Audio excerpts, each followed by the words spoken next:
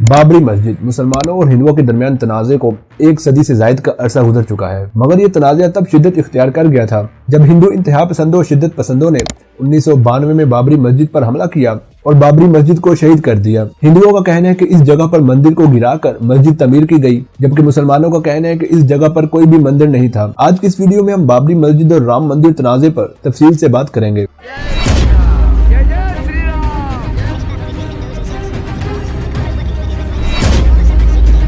25 years later, political and social tremors of the Babri Masjid demolished by Hindu nationalists stormed the mosque and destroyed it. The destruction sparked national and international protests.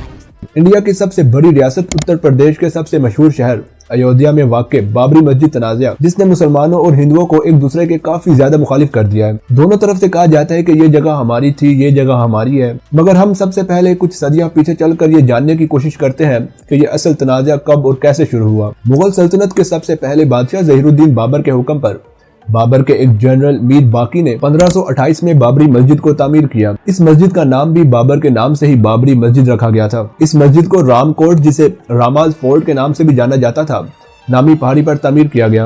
Hindu कौम परस्तों के मुताबिक मीर बाकी ने यहाँ पर पहले से मौजूद मंदिर को गिराकर मस्जिद की तामीर की। याद रहे, हिंदू इस जगह को यानी कि जिस जगह पर मस्जिद तामीर की गई थी राम जन्मभूमि के तौर पर जानते हैं। हिंदुओं के बकौल इस जगह पर उनके मशहूर भगवान राम की पैदाइश हुई थी, इसलिए कहा जाता है कि इस जगह पर राम मंदिर मौजूद था और यहाँ से ही शुरू होता है ये तनाज़ा। 1528 में मस्जिद की तामीर के बाद 1853 में पहली बार अयोध्या में मजहबी फसादात देखने को मिले, जिसके बाद 1859 में अंग्रेजों ने इस जगह यानी कि इस मस्जिद को दो हिस्सों में तकसीम कर दिया, जिसके मुताबिक मुसलमानों को मस्जिद के अंदर नमाज पढ़ने की इजाजत थी, जबकि हिंदुओं को मस्जिद के बाहर यानी कि सहन वाले हिस्से में पूजा करने की इजाजत थी। पार्टीशन के बाद 1949 में हिंदुओं ने कुछ राम की मूर्तियां और बुत उठाए और मस्जिद के अंदर रख दिए। इस वाक़े की जब पुलिस को रिपोर्ट हुई तो हुकूमत ने इस जगह को मुतनाज़ कहकर इस जगह को बंद कर दिया, यानी कि मस्जिद को ताला लगा दिया गया और किसी भी मुसलमान को नमाज पढ़ने की इजाजत नहीं थी। इसके बाद 1984 में विश्व हिंदू परिषद की जानिब से राम की जाए पैदाइश को आजाद करवाने के लिए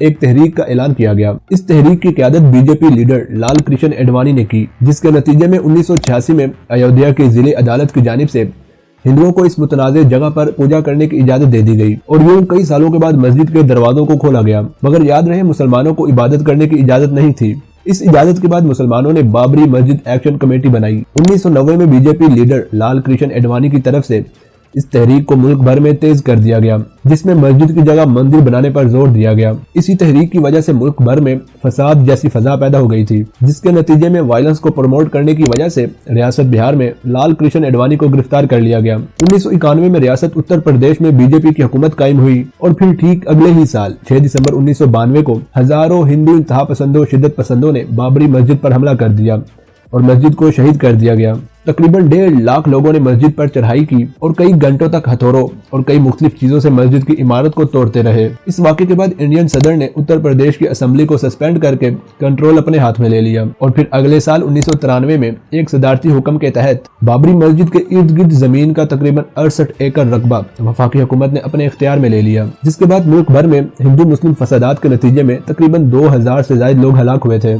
इस हमले के 10 दिन के बाद यानी कि 16 दिसंबर को हुकूमत ने एक लाइबरहन कमीशन तश्कील दिया ताकि वो इस वाक़े की इन्वेस्टिगेशन कर सके। सन 2001 में एक बार फिर विश्व हिंदू परिषद की जानिब से मंदिर की तामीर के लिए आवाज उठाना शुरू कर दी गई। याद रहे, बीजेपी की इंतखाबी मुहिम में ये एक अहम पॉइंट शामिल था कि वो राम मंदिर तामीर करवाएगी। इसके बाद सन 2002 में गुजरात में मुसलमानों पर हमले के फसादात के नतीजे में भी तकरीबन 2000 से ज्यादा लोग हलाक हुए थे। याद रहे, तब गुजरात के वजीर आला नरेंद्र मोदी थे। सन 2003 में माहिरीन आसार कदीमा ने अदालत के हुक्म पर एक सर्वे शुरू किया ताकि पता लगाया जा सके कि मस्जिद के नीचे मंदिर मौजूद था कि नहीं। इस सर्वे में बताया गया कि मस्जिद के नीचे मंदिर के शवाहिद मौजूद हैं, मगर बहुत सारे माहिरीन आसार कदीमा इस सर्वे से इख्तिलाफ भी करते हैं। सन 2009 में लाइबरहन कमीशन ने मस्जिद गिरने के 17 साल के बाद अपनी रिपोर्ट जमा करवाई। इस रिपोर्ट में कई बीजेपी लीडर्स और RSS को मस्जिद की शहादत का जिम्मेदार ठहराया गया। तकरीबन 68 अफराद को इस वाक़े का जिम्मेदार ठहराया गया, जिसमें लाल कृष्ण एडवाणी भी शामिल थे। जिसके बाद सन 2010 में इलाहाबाद हाई कोर्ट ने यह फैसला सुनाया कि हिंदू और मुस्लिम दोनों में इस जगह को बांट दिया जाए। अदालत के मुताबिक 2/3 हिस्सा हिंदुओं को मिलेगा, जबकि बाकी हिस्सा मुसलमानों को मिलेगा। अगले ही साल यानी कि सन 2011 में इंडियन सुप्रीम कोर्ट ने हाई कोर्ट के इस फैसले को कलअदम करार दे दिया। सन 2019 में इंडियन सुप्रीम कोर्ट के 5 जजों के सामने इस मुतनाज़ जमीन का केस रखा गया। सुप्रीम कोर्ट ने इस केस को रोजाना की बुनियाद पर सुनना शुरू किया, जिसके बाद 9 नवंबर सन 2019 को इंडियन सुप्रीम कोर्ट ने यह फैसला सुनाया कि ये जमीन हिंदुओं के हवाले की जाए ताकि वो यहाँ पर अपना मंदिर बनवा सकें और एक अलग 5 एकड़ की जगह अयोध्या में मुसलमानों को मस्जिद के लिए दी जाए। इस फैसले के बाद सन 2020 में नरेंद्र मोदी ने राम मंदिर की संग बुनियाद रखी और उसी ही साल सन 2020 में लखनऊ की एक अदालत ने बीजेपी के सारे लीडर्स को सबूतों में कमी की वजह से बाइज्जत बरी कर दिया और फिर इस साल 22 जनवरी सन 2024 को राम मंदिर का इफ्तिताह किया गया है। याद रहे, अभी ये मंदिर मुकम्मल तौर पर तामीर नहीं हुआ है, जबकि इस मंदिर से 26 किलोमीटर के फासले पर मस्जिद बनाने का भी ऐलान कर दिया गया है। इस मस्जिद का नाम मोहम्मद बिन अब्दुल्ला रखा गया है। होना तो ये चाहिए कि इस मस्जिद का नाम भी बाबरी मस्जिद होना चाहिए, क्योंकि ये बाबरी मस्जिद की रिप्लेस में बनाई जा रही है। कहा जा रहा है कि ये इंडिया की सबसे बड़ी और सबसे खूबसूरत मस्जिद होगी और इस मस्जिद की तामीर का आगाज इसी साल मई में किया जाएगा। अगर हम थोड़ा सुप्रीम कोर्ट के फैसले पर ध्यान दें तो सुप्रीम कोर्ट ने अपने फैसले में बिल्कुल वाज़ेह लिखा है कि बाबरी मस्जिद को गिराना एक गैर कानूनी काम था। सुप्रीम कोर्ट ने अपने फैसले में ये जरूर लिखा है कि बाबरी मस्जिद के नीचे एक गैर इस्लामी ढांचे की निशानदेही की गई है, मगर ये नहीं बताया गया कि यह ढांचा मंदिर का था कि नहीं। सुप्रीम कोर्ट ने मजीद लिखा है कि मस्जिद को एक सोची समझी साजिश के तहत गिराया गया और मुसलमानों को 450 साल पुरानी मस्जिद से एक बहुत ही गलत तरीके से महरूम किया गया। अगर आप थोड़ी देर के लिए हिंदू मुस्लिम से हटकर देखें तो मस्जिद को गिराए बगैर भी तो मंदिर तमीर किया जा सकता था, मगर मस्जिद को गिराने से ऐसा लगता है कि वोट लेने की ज्यादा कोशिश की गई है। तो ये थी आज की वीडियो, जिसमें मैंने आपको बाबरी मस्जिद और राम मंदिर तनाज़े के हवाले से बताया। आप किस टॉपिक पर वीडियो देखना चाहते हैं मुझे कमेंट सेक्शन में लाजमी बताइए। मज़ीद ऐसी वीडियोस देखने के लिए मेरे चैनल को सब्सक्राइब करके साथ लगे घंटी को प्रेस कर दें ताकि आने वाली हर वीडियो का नोटिफिकेशन आपको मिल सके। अभी के लिए इतना ही, मिलते हैं अगली वीडियो में।